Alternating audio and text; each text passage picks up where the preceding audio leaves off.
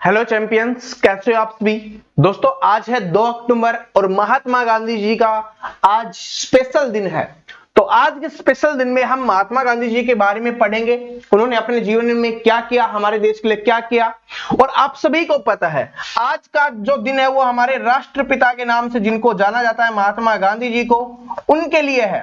और आज के दिन ही 2 अक्टूबर को हम महात्मा गांधी जयंती के रूप में हम मनाते हैं। दोस्तों इसके बारे में डिटेल से पढ़ेंगे, जो आपके एग्जाम्स के लिए इंपॉर्टेंट होते हैं। उनके सत्याग्रह क्या रहे थे, उनके आंदोलन क्या रहे थे, उनके बारे में संपूर्ण जानकारी प्राप्त करेंगे।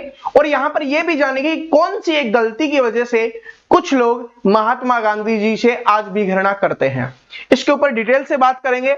और दोस्तों क्या है कि आप सभी इस बात को तो कभी भी नहीं जुटला सकते कि महात्मा गांधी जी का जो हमारे स्वतंत्रता संग्राम था, ठीक है, जो हमें स्वतंत्रता मिली है 15 अगस्त 1947 को, उसमें महत्वपूर्ण रोल इनका रहा है।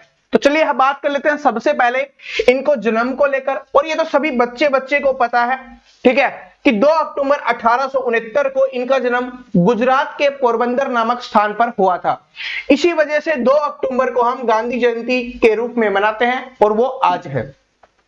इसके बाद जो क्वेश्चन आता है कि इनकी माता का नाम क्या था, तो जो महात्मा गांधी जी की माता का नाम था वो था पुतलीबाई। और इनकी पत्नी का नाम भी आपसे पूछ लिया जाता है, तो कस्तूरबा गांधी है वो इनकी पत्नी का नाम था। और इनका पूरा नाम में ही इनके पिताजी का नाम भी आता है, तो मोहनदास करमचंद्र गांधी है वो इनका पूरा नाम था।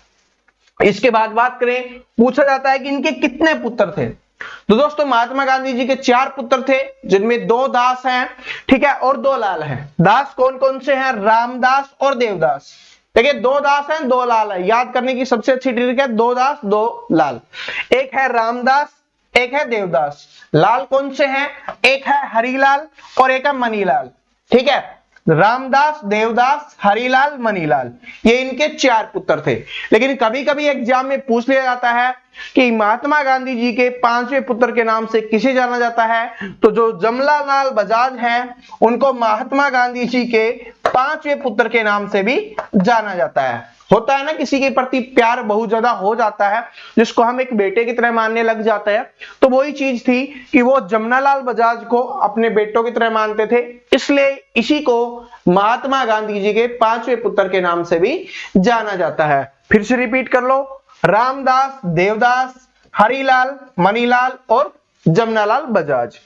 आगे चलते हैं, आगे चलें तो इनकी शुरुआत है। महात्मा गांधी जी जिस समय चर्चा में आए वो थे दक्षिण अफ्रीका, ठीक है, दक्षिण अफ्रीका से वो चर्चा में आए थे, क्योंकि वहां पर उन्होंने अपना पहला आंदोलन किया था, या बोल सकते हो पहला सत्याग्रह किया था, जिसका नाम था फिनिक्स फॉर्म। तो कभी कभी एग्जाम में पूछा जाता है कि महात्मा गांधी जी ने अपना पहला आंदोलन या अपना पहला सत्याग्रह कहां पर किया था, तो वो था दक्षिण अफ्रीका में, ठीक है। इसके बाद आता है कि दक्षिण अफ्रीका में ही उनको गोपाल कृष्ण गोखले जी मिले। गोपाल कृष्ण गोखले जी वो काफी प्रभावित थे, उन्होंने गोपाल कृष्ण गोखले जी को अपना राजनीतिक गुरु माना, ठीक है। तो ये क्वेश्चन डायरेक्ट बन जाता है कि महात्मा गांधी जी अपना राजनीतिक गुरु किसको मानते थे? गोपाल कृष्ण गोखले को। तो गोपाल कृष्ण गोखले ने इनको राजनीति की शिक्षा देने के लिए एक बात बोली थी कि कुछ महान लोगों की जीवनी आपको पढ़नी चाहिए। तो इन्होंने किसकी पढ़ी? सबसे पहले रसिकन की पढ़ी, ठीक है, रसिकन की पढ़ी। इसमें क्या था, इनसे इन्होंने सीखा कि भूख हड़ताल का महत्व क्या होता है। तो आपने देखा होगा कि हमारे भारत में अभी भी भूख हड़ताल की जाती है, वो कहां से है? यहीं से इंस्पायर है। बात समझ रहे हो? तो क्या हो गया कि इनसे सीखा कि भूख हड़ताल से हम कुछ भी कर सकते हैं, कि जो भूख हड़ताल होती है उससे एक सरकार पर दबाव बनता है, सरकार की जवाबदेही होती है, क्योंकि किसी व्यक्ति की जान इतनी सस्ती नहीं हो सकती। तो यही रीजन था, यहां से इन्होंने भूख हड़ताल सीखी। इसके बाद जो दूसरा इन्होंने पढ़ा था वो था लियो टोल्स्टॉय की, जिनसे काफी ज्यादा प्रभावित थे और इनसे इन्होंने आंदोलन करना सीखा, सत्याग्रह की पावर को समझा। इनके बारे में पढ़कर इन्हें पता चला कि आंदोलन की पावर क्या होती है, सत्याग्रह की पावर क्या होती है। लेकिन यहीं पर एक बात भी लिखी गई थी जिससे महात्मा गांधी जी हमेशा से प्रभावित रहे थे, कि शांति से जो आंदोलन चलता है वही सफल होता है। जैसे ही ये आंदोलन उग्र हो जाएगा, उग्र का मतलब समझ रहे हो ना, कि इसमें छेड़छाड़ होनी शुरू हो जाएगी, मारकाट होनी शुरू हो जाएगी, तो वही आंदोलन वहीं पे समाप्त हो जाएगा। आप अभी भी देख रहे होंगे, हम भी अब देश में कोई आंदोलन होता है, स्टूडेंट आंदोलन करते हैं, तो जैसे ही कोई प्रॉब्लम होने लग जाती है, यानी उग्र होने लग जाता है, तो फिर क्या करती है सरकार को, एक बहाना मिल जाता है और उस आंदोलन को दबा देती है। तो यही चीज यहीं पे इन्होंने सीखी थी, इसलिए इन्होंने जो भी आंदोलन किए हमेशा बोला कि शांति से हमें आंदोलन करना है। ठीक है, तो इसको बोला जाता है कि महात्मा गांधी जी शांति प्रिय आदमी थे, लेकिन वो किससे प्रभावित थे? रियो टोल्स्टॉय से। भूख हड़ताल किससे सीखी थी? रस्किन से। ठीक है, अब आगे चलते हैं। इन्होंने सीख लिया, फिर ये क्या हुए? अपने देश लौटे। तो कब लौटे? 9 जनवरी 1915 को ये भारत लौटे। कहां से आए थे? दक्षिण अफ्रीका से भारत आए थे। ठीक है, दक्षिण अफ्रीका से ये भारत लौटे थे। कब लौटे? 9 जनवरी 1915 को। तो इसी दिन 9 जनवरी को हमेशा भारतीय प्रवासी दिवस मनाया जाता है, या प्रवासी भारतीय दिवस मनाया जाता है, क्योंकि माना जाता है कि इस दिन जितने भी भारत के होनहार खिलाड़ी हैं, ठीक है, होनहार व्यक्ति हैं, वो भारत लौट के वापस आएंगे। तो इसीलिए 9 जनवरी को प्रवासी भारतीय दिवस मनाया जाता है हर साल। इसके बाद क्या है कि यहां पर इनके जो राजनीतिक गुरु थे, उन्होंने एक बात बोली थी कि तुम भारत में जा रहे हो, तो वहां पर जो भी करना चाहते हो उससे पहले आपको स्टूडेंट की तरह वहां पर सीखना होगा। क्योंकि अगर आपको पता ही नहीं होगा, क्योंकि काफी समय से वो कहां पे थे? दक्षिण अफ्रीका में थे, तो वो भारत आए, उसमें भारत में काफी बदलाव हो चुका था। जब आपको भारत के लोगों की सिचुएशन का ही नहीं पता, तो उसका सॉल्यूशन कैसे निकाल पाओगे?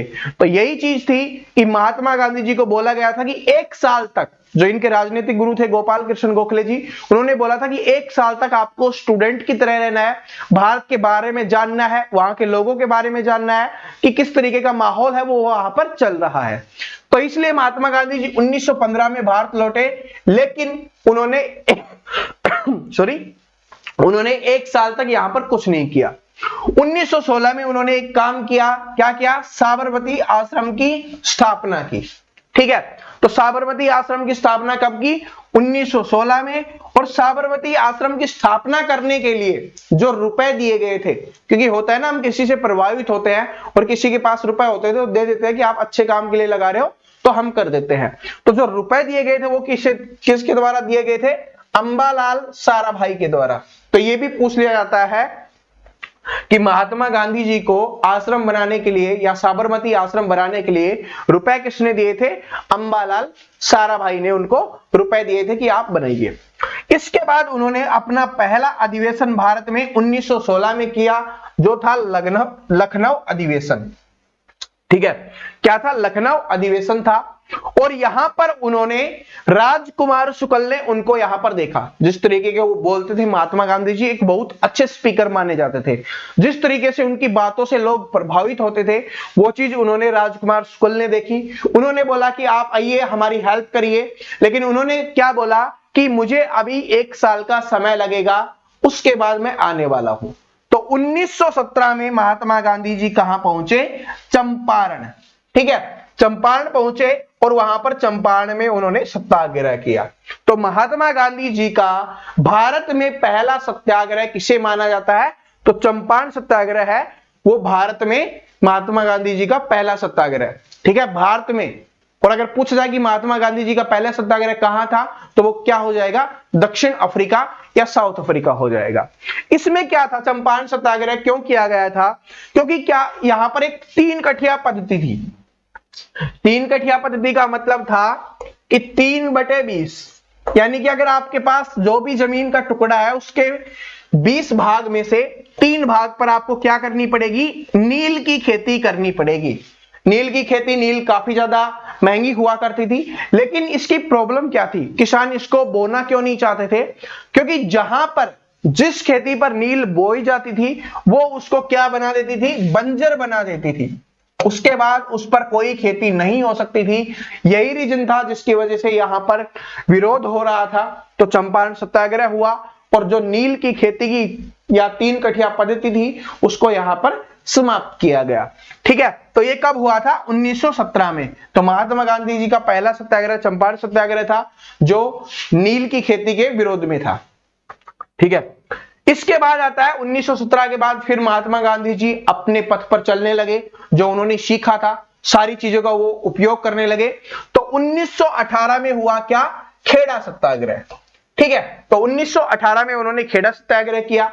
उसके बाद 1918 में ही उन्होंने अहमदाबाद मील मजदूर आंदोलन किया। ठीक है, यह बहुत ज्यादा चर्चित रहा। क्यों चर्चित रहा, इसके पीछे का रीजन क्या था? देखिए 1918 में हुआ था अहमदाबाद मील मजदूर आंदोलन, और कहां पर हुआ है, गुजरात में हुआ। और इसकी खासियत क्या थी कि यहां पर पहली बार महात्मा गांधी जी ने भूख हड़ताल यहां पर शुरू की। ठीक है, महात्मा गांधी जी ने क्या किया, पहली बार भूख हड़ताल का प्रयोग कहां पे किया, अहमदाबाद मील मजदूर आंदोलन, और जो कहां पे हुआ था, गुजरात में हुआ था। तो डायरेक्ट क्वेश्चन पूछा जाता है कि महात्मा गांधी जी ने भूख हड़ताल सबसे पहले कब की थी, 1918 में अहमदाबाद मील मजदूर आंदोलन में। इसके बाद ये आगे बढ़ता है 1919 में। तो 1919 में एक एक्ट आया जिसको बोला गया रोलेट एक्ट। ठीक है, 1919 में एक एक्ट आया था जिसको बोला गया था रोलेट एक्ट। अब ये रोलेट एक्ट क्या था कि आपको पता है कि हमारे देश में क्रांतिकारी की जो योजनाएं थी, ठीक है, जो हमारी क्रांतिकारी थे वो क्रांति के रूप में आ रहे थे, सभी आंदोलन कर रहे थे, देश को आजाद कराने के लिए चर्चा होने लग गई थी। ठीक है, बहुत तेजी से ये चीज बढ़ रही थी, तो ये एक्ट लाया गया रोलेट एक्ट। इसका मतलब था किसी भी क्रांतिकारी को पकड़ के जेल में डाल दिया जाता था। और इसमें क्या था, इसका नाम क्या दिया गया था, बिना अपील, बिना दलील, बिना वकील का कानून भी इसे बोला जाता है। तो डायरेक्ट क्वेश्चन बन जाता है, बिना अपील, बिना दलील, बिना वकील का आंदोलन किसे बोला जाता है, या कौन से एक्ट को बोला जाता है, तो वो था रोलेट एक्ट।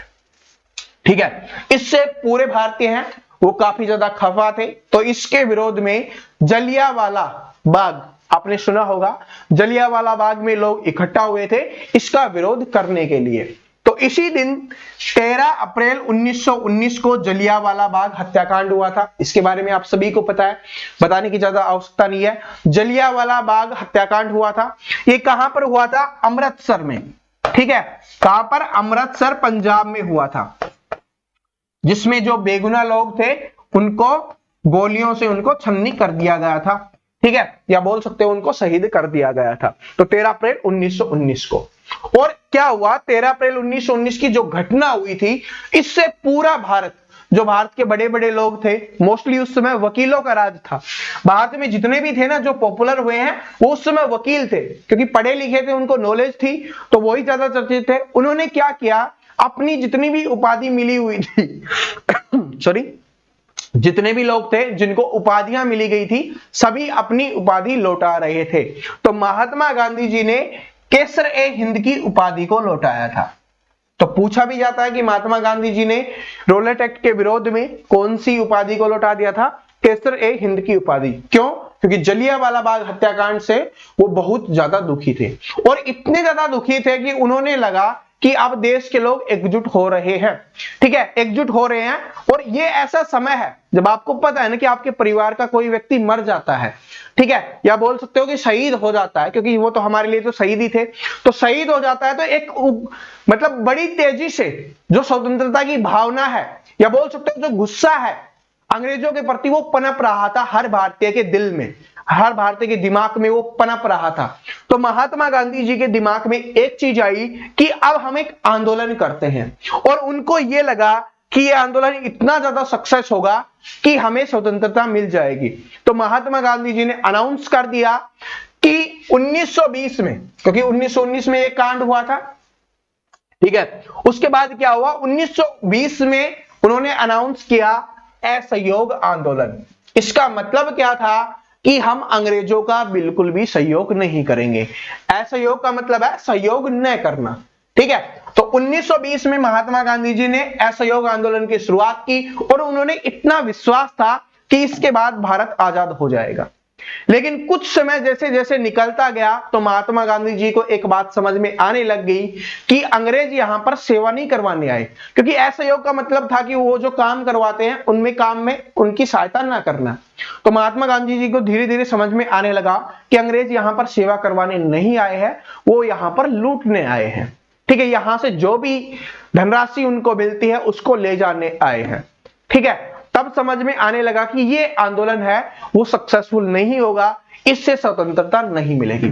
तो महात्मा गांधी जी यहां पर एक ऐसा बहाना ढूंढ रहे थे जिससे, क्योंकि बहुत सारे लोग एक साथ हो गए थे, ठीक है, इसमें सभी साथ थे, जितने भी नेता थे, जितने भी क्रांतिकारी थे, सभी एक साथ आ गए थे, क्योंकि बहुत बड़ा आंदोलन इसको बोला जा सकता है, सभी एकजुट हो गए थे। तो और महात्मा गांधी जी ने वादा किया था कि इसके बाद हमें स्वतंत्रता मिल जाएगी, लेकिन हो रहा ऐसा नहीं था। तो महात्मा गांधी जी को एक बहाना चाहिए था।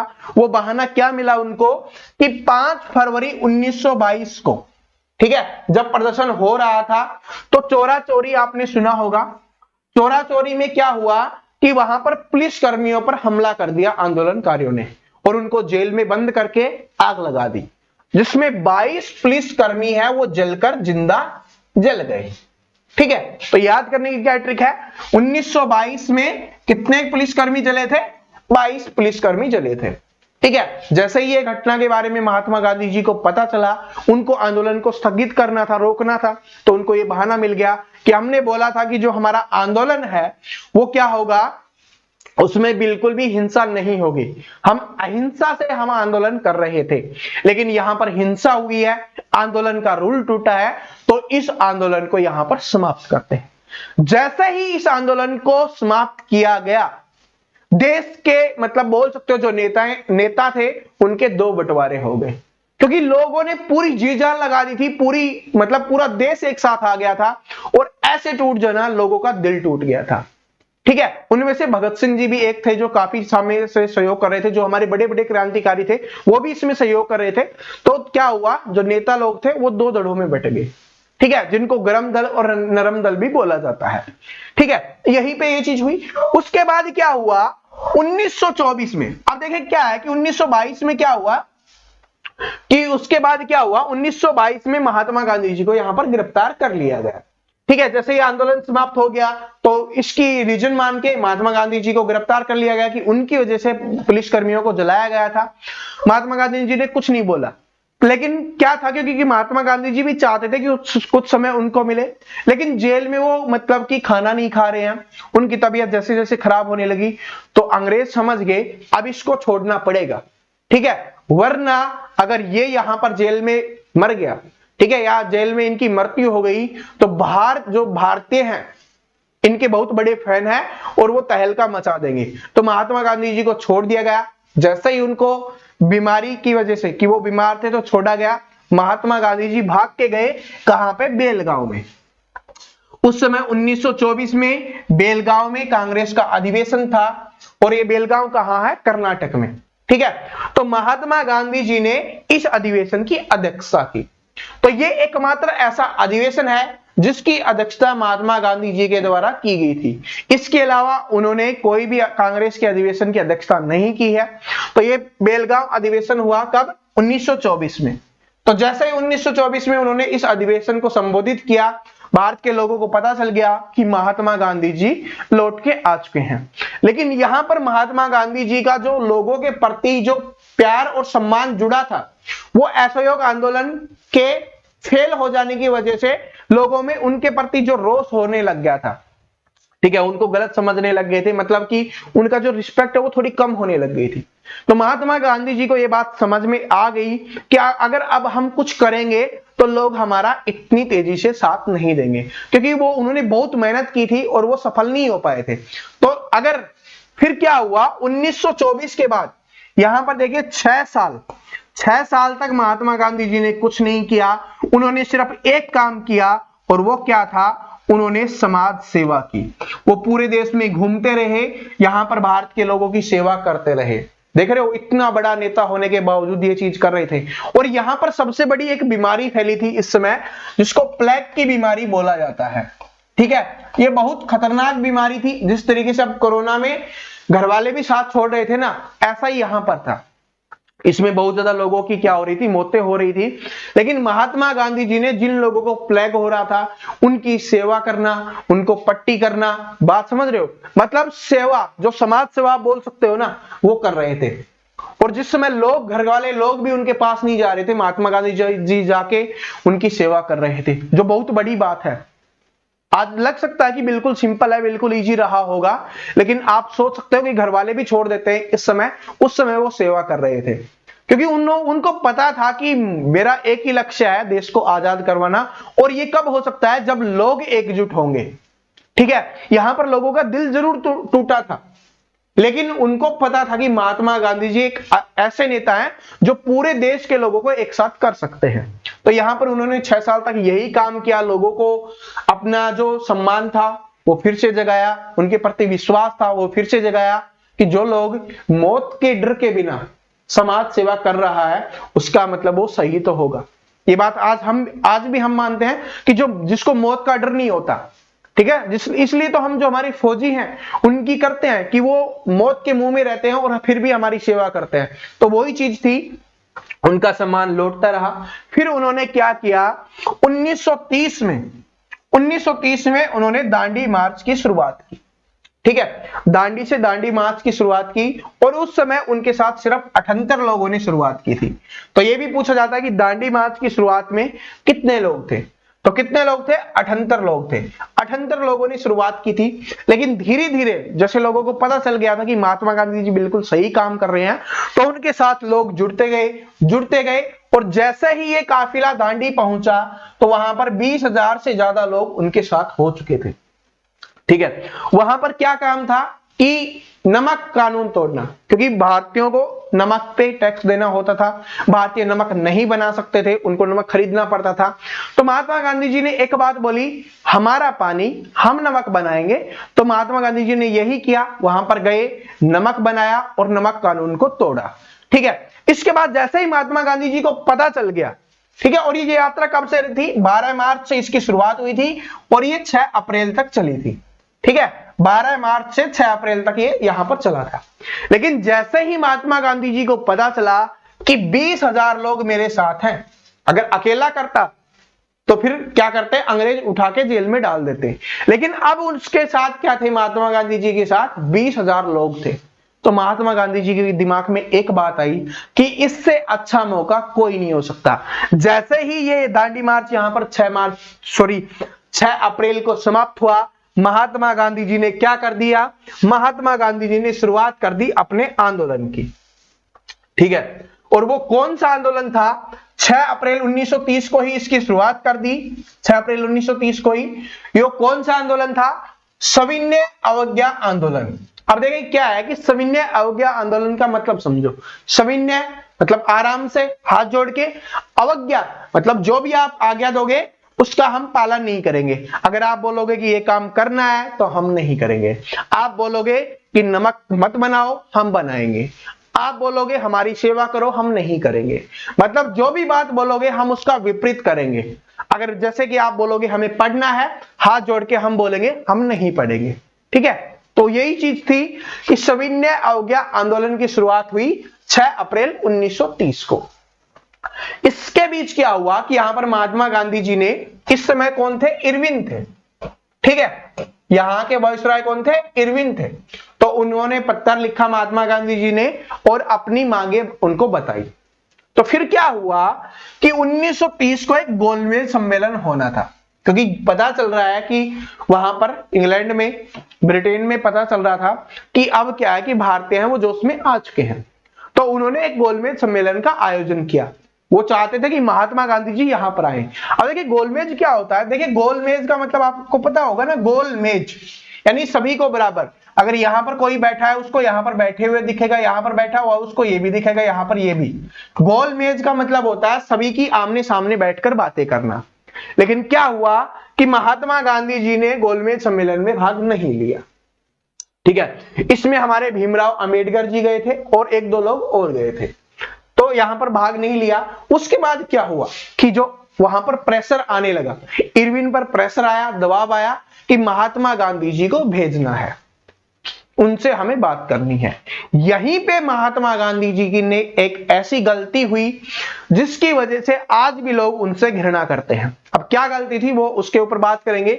तो जो इरविन थे उन्होंने बोला कि महात्मा गांधी जी दूसरा गोलमेज सम्मेलन है, हम आपकी सारी बातें मान लेंगे, क्योंकि मुझे मेरी नौकरी करनी है, तो मेरे ऊपर प्रेशर आ रहा है, तो हम जितनी भी आपने बातें बोली हैं हम आपकी सारी बातें मान लेंगे। तो तो उस समय चर्चा चल रही थी कि हमारे भारत के जितने भी क्रांतिकारी थे उन सभी को बाहर निकाला जाए। ठीक है, तो यहीं पे सबसे बड़ी गलती क्या होगी महात्मा गांधी जी से कि उन्होंने इरविन को दिया, लेकिन इरविन ने एक छोटा सा दिमाग लगा दिया। उन्होंने क्या लिख दिया उसमें कि हम जितने भी राजनीतिक क्रांतिकारी हैं उनको, या राजनीतिक कैदी हैं उनको हम जेल से रिहा कर देंगे। यह शब्द था जो राजनीतिक, ठीक है, इसीलिए महात्मा गांधी जी ने इस पे ध्यान नहीं दिया और यहीं पे उनकी सबसे बड़ी गलती हो गई। क्योंकि जिस व्यक्ति के ऊपर पूरे देश ने सपोर्ट किया है, पूरे देश का विश्वास है, वो छोटी सी गलती नहीं कर सकता। उन्होंने जो राजनीतिक शब्द लिखा, जो इरविन था उसने राजनीतिक शब्द लिखा, यहीं पे खेल हो गया। क्योंकि जो भगत सिंह जी थे वो राजनीतिक कैदी नहीं थे। उनको क्यों गिरफ्तार किया गया था? क्योंकि उन्होंने असेंबली में बम फेंका था, जिसकी वजह से उनको गिरफ्तार किया गया था। तो वो राजनीतिक कैदी नहीं थे। इसी वजह से महात्मा गांधी जी ने साइन किया और वो कहां चले गए? दूसरा गोलमेज सम्मेलन अटेंड करने चले गए। यहां पर उनसे गलती ये होगी कि क्योंकि वो बोल सकते थे कि पहले सारे कैदियों को रिहा किया जाए, तो उनको पता भी चल जाता कि उन्होंने जो गलती की है साइन करते समय, ठीक है, या बोल सकते हो जो उन्होंने समझौते करते समय जो साइन किया है, पता चल जाता कि वहां पर खेल उनसे खेला गया था। ठीक है, वैसे तो एक सिंपली भाषा में बोला जाए तो गलती नहीं थी, लेकिन जो व्यक्ति पढ़ा लिखा है, जिसपे इतने लोगों का वो है, ठीक है, पूरे देश को संभाल रहा है, पूरे देश का नेता जिसको बनाया गया है, वो छोटी गलती नहीं कर सकता। यही एक गलती थी जिसकी वजह से भगत सिंह जी को नहीं छोड़ा गया जेल से और उनको फांसी की सजा दे दी गई। तो इसलिए लोग आज भी महात्मा गांधी जी को भगत सिंह जी का कातिल मानते हैं कि उनकी वजह से उनको फांसी की सजा हुई, वरना वो रिहा हो जाते और हम बता देते कि हम महात्मा गांधी जी की तरह अहिंसावादी हैं, तो भगत सिंह जी की तरह हिंसावादी हैं। यानी कि हम थप्पड़ भी खा सकते हैं अगर हमारी गलती हो, और हम पत्थर भी उठा सकते हैं, हम गोला बारूद भी उठा सकते हैं, हमारे पास जो जवान की पावर भी है, ठीक है, जवान नौजवानों की पावर भी है और जो हमारे बुजुर्गों का तजुर्बा भी है हमारे साथ। लेकिन यहां पर क्या हुआ कि महात्मा गांधी जी की एक छोटी की गलती की वजह से क्या हुआ, भगत सिंह जी को फांसी दे दी गई। जब तक वो लौटे तब तक ये काम हो चुका था, जिसकी वजह से महात्मा गांधी जी से लोग आज भी घृणा करते हैं। अब आप खुद बताना ये उनकी गलती थी या नहीं थी, जो भी चीज था, क्योंकि उन्होंने देश के लिए सब कुछ किया था। ऐसा नहीं कि उन्होंने देश के लिए नहीं किया, सब कुछ देश के लिए ही कर रहे थे। ठीक है, क्योंकि जब भी यहां पर क्या हुआ था आगे मैं आपको बताऊंगा, उन्होंने वो जेल में रहे, उन्होंने लोगों की सेवा की, ठीक है, सद्भावनाओं से, अपनी जो उनकी अच्छी भावना थी उससे। इसके बाद क्या हुआ, एक जो बड़ी घटना हुई वो हुई थी 14 सितंबर 1932 को। ये क्या था? पूना पैक्ट था, या इसको पूना समझौता भी बोल दिया जाता है, पूना पैक्ट भी। और ये किस किस के बीच में हुआ था? ये हुआ था महात्मा गांधी और अंबेडकर जी के बीच में। महात्मा गांधी जी के बीच में और अंबेडकर जी के बीच में समझौता हुआ था। ये समझौता क्या था कि जिस तरीके से देखिए, अब समय आ चुका था 1932 का, तो इस समय दलितों को लेकर अंबेडकर जी आपको पता है क्या थे, ठीक है, तो उस समय समझौता हुआ कि हमें अलग भूमि चाहिए थी, लेकिन क्या हुआ कि आपको अलग भूमि नहीं, आप हमारे साथ ही रहो। आपको जो दलित लोग थे, क्योंकि उस समय उनकी कंडीशन बहुत ज्यादा खराब थी, ठीक है, तो क्या हुआ, आरक्षण जो शब्द आप सुनते हो, जो आज आरक्षण दिया गया है, वो इसी वजह से दिया गया था कि महात्मा गांधी जी और अंबेडकर जी के बीच समझौता हुआ था, किसका? आरक्षण को लेकर, कि दलितों को हर चीज में छूट दी जाएगी। और इसी के समय महात्मा गांधी जी ने हरिजन सेवा संघ की स्थापना की थी।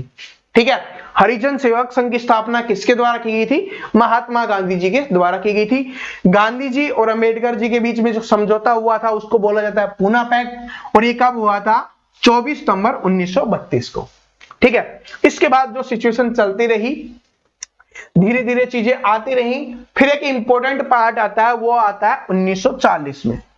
ठीक है, इस समय क्या हुआ, क्योंकि महात्मा गांधी जी ने अब बोला कि अब हर एक व्यक्ति को आंदोलन करना पड़ेगा। पहले तो हम एक आंदोलन का नाम दे रहे थे, सविनय अवज्ञा आंदोलन, असहयोग आंदोलन, लेकिन अब महात्मा गांधी जी ने एक बात बोली कि अब हर एक देश के नागरिक को आंदोलन करना होगा, और उस आंदोलन का नाम रखा गया व्यक्तिगत सत्याग्रह, इसको बोला जाता है। ठीक है, क्या बोला जाता है? व्यक्तिगत सत्याग्रह। और इसी का जो दूसरा नाम है उसे दिल्ली चलो आंदोलन के नाम से भी जाना जाता है। ठीक है, तो 1940 में क्या हुआ, व्यक्तिगत सत्याग्रह की शुरुआत हुई, या दिल्ली चलो आंदोलन भी आप इसको बोल सकते हो, इसकी शुरुआत हुई थी। ये व्यक्तिगत सत्याग्रह था। तो इसके जो पहला सत्याग्रही थे वो कौन थे, जवाहरलाल नेहरू। तो ये क्वेश्चन भी बनता है कि दिल्ली चलो आंदोलन या व्यक्तिगत सत्याग्रह के पहले सत्याग्रही कौन थे, तो वो हो जाएगा जवाहरलाल नेहरू। और दूसरा भी कभी कभी पूछ लिया जाता है, तो वो हो जाएगा विनोबा भावे। ठीक है, विनोबा भावे जी थे दूसरे और जवाहरलाल नेहरू जी थे पहले सत्याग्रही। तो ये 1940 में हुआ। तो ये आंदोलन ऐसा था, इससे लोग जो आपके अंग्रेज थे वो डगमगाने लग गए थे। लेकिन इसी समय एक बड़ी घटना हुई। अगर ये घटना नहीं होती तो हो सकता है हमारा देश और भी लेट आजाद होता। ठीक है, और भी समय लगता आजाद होने में। लेकिन ये घटना क्या थी, ये था द्वितीय विश्व युद्ध। ठीक है, 1942 में भारत में एक आंदोलन की शुरुआत कर दी गई जिसका नाम था भारत छोड़ो आंदोलन। तो भारत छोड़ो आंदोलन की शुरुआत कब हुई, 1942 को हुई भारत छोड़ो आंदोलन की शुरुआत। और क्या हुआ कि द्वितीय विश्व युद्ध की वजह से अमेरिका ने जापान पे बम फोड़ दिया। ठीक है, हिटलर वहां पर तानाशाही हो गया था। तो बहुत सारी चीजें, जो देश के लोग थे, ब्रिटेन की कड़ टूट गई, सब कुछ प्रॉब्लम आने लग गई। तो उन्होंने क्या किया, उन्होंने एक मिशन लाया कि हम यहां पर कैबिनेट मिशन की शुरुआत कर देते हैं। लेकिन क्या हुआ कि भारतीयों ने उनको मना कर दिया। उसके बाद क्या हुआ कि अंग्रेज बिल्कुल टूट चुके थे, उनके पास इतनी क्षमता नहीं थी कि वो भारत पे राज्य कर सके। तो फिर क्या हुआ कि 15 अगस्त 1947 को हमारा देश स्वतंत्र हो गया। ठीक है, 15 अगस्त 1947 को देश स्वतंत्र हो गया। और इसमें जो महात्मा गांधी जी ने महत्वपूर्ण भूमिका निभाई थी, सारी बातें मैंने यहां पर बता दी है। तो आज दोस्तों महात्मा गांधी जी का जन्मदिन है।